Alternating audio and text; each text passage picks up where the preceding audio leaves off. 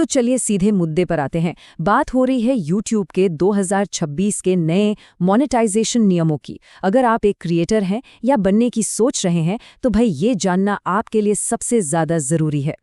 तो मन में जो सबसे बड़ा सवाल है वो यही है ना, कि आखिर 2026 में कोई अपने चैनल से कमाई शुरू कैसे कर सकता है? फिक्र मत कीजिए, हम इसी सवाल का जवाब स्टेप बाय स्टेप ढूंढेंगे। देखिए, पूरी बात को समझने के लिए हमने इसे 5 आसान हिस्सों में बांट दिया है। पहले तो जानेंगे कि ये नए नियम हैं क्या, फिर कमाई के जो 2 लेवल हैं उन्हें समझेंगे, उसके बाद बात होगी ज़रूरी शर्तों की, फिर देखेंगे कि एडसेंस कैसे सेटअप करना है, और हाँ, आखिर में उन गलतियों से बचने के तरीके भी जानेंगे जो ज़्यादातर लोग कर बैठते हैं। तो शुरू करते हैं पहले सेक्शन से और जानते हैं शुरुआत ही एक बहुत बड़ी खुशखबरी से हो रही है। YouTube ने ना अपने पार्टनर प्रोग्राम का दरवाज़ा थोड़ा और खोल दिया है। इसका मतलब सीधा सा मतलब है कि नए क्रिएटर्स के लिए अब कमाई शुरू करने के और भी ज़्यादा मौके हैं। जी हाँ, बिल्कुल सही पढ़ा। 2026 का सबसे बड़ा और सबसे ज़रूरी बदलाव ही यही है।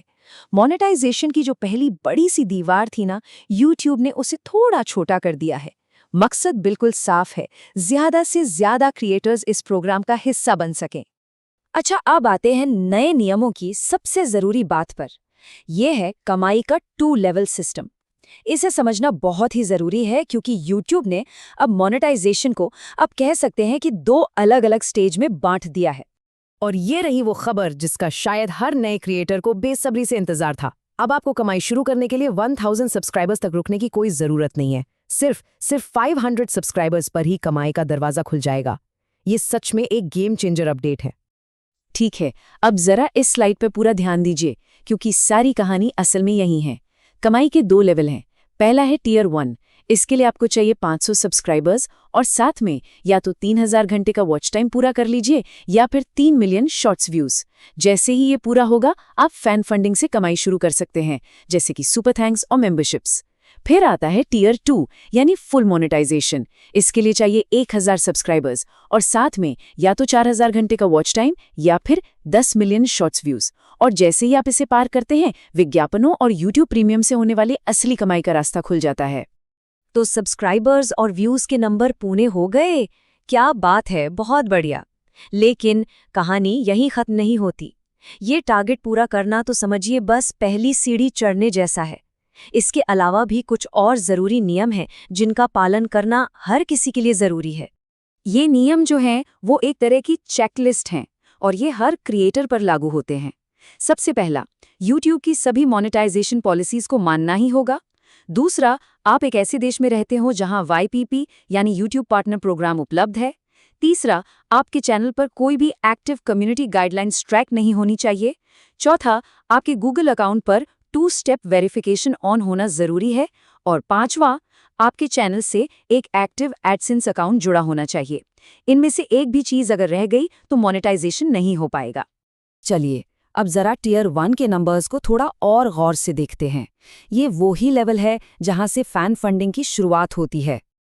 तो पहला पड़ाव है 500 सब्सक्राइबर्स का। जैसे ही आप ये जादुई आंकड़ा छूते हैं, आपके लिए फैन फंडिंग के दरवाजे खुल जाते हैं। 500 सब्सक्राइबर्स के साथ साथ आपको एक और शर्त पूरी करनी है। लेकिन अच्छी बात यह है कि यहाँ आपको एक ऑप्शन मिलता है।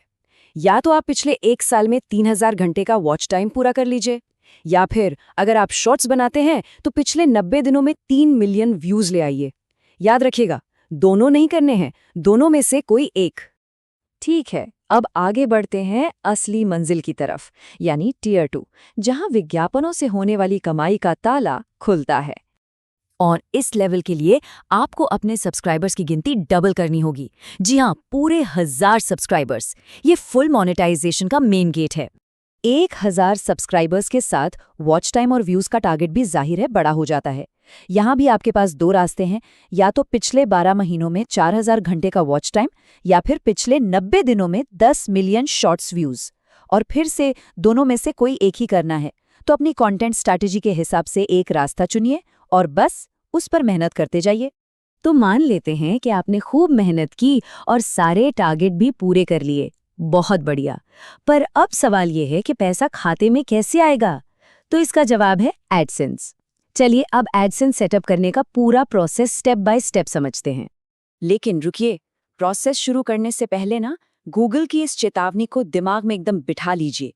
एक नाम से सिर्फ और सिर्फ एक ही एडसेंस अकाउंट हो सकता है, और नया अकाउंट हमेशा, मैं फिर से कह रही हूँ, हमेशा YouTube स्टूडियो के जरिए ही बनाना है। ये वो गलती है जो बहुत से लोग करते हैं और फिर उसे ठीक करना बहुत बहुत मुश्किल हो जाता है। वैसे प्रोसेस काफी सीधा है।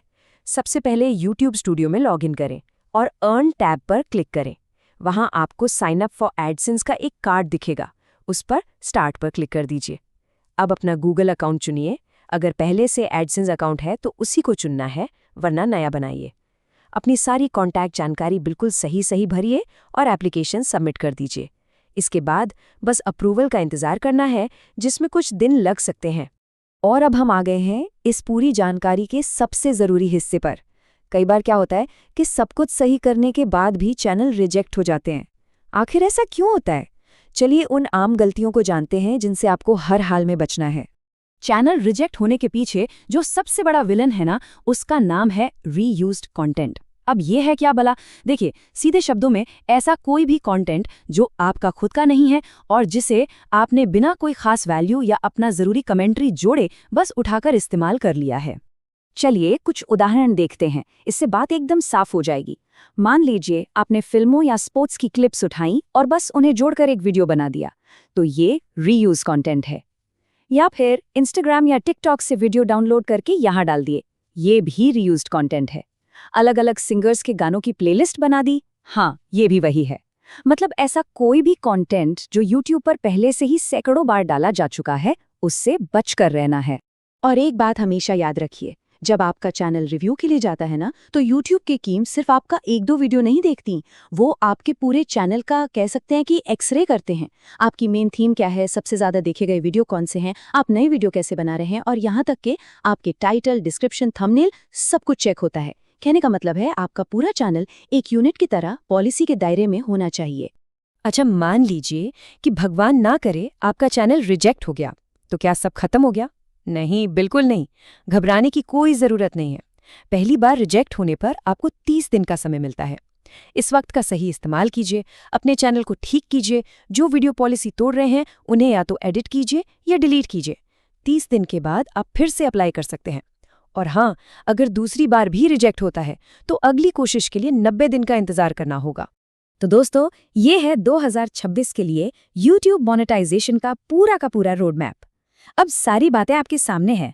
सवाल बस एक ही बचता है, क्या आपका चैनल इन नए नियमों के लिए तैयार है? इस पर सोचिए, अपने चैनल को परखिए और अगर नहीं है तो आज से ही तैयारी में जुट जाइए।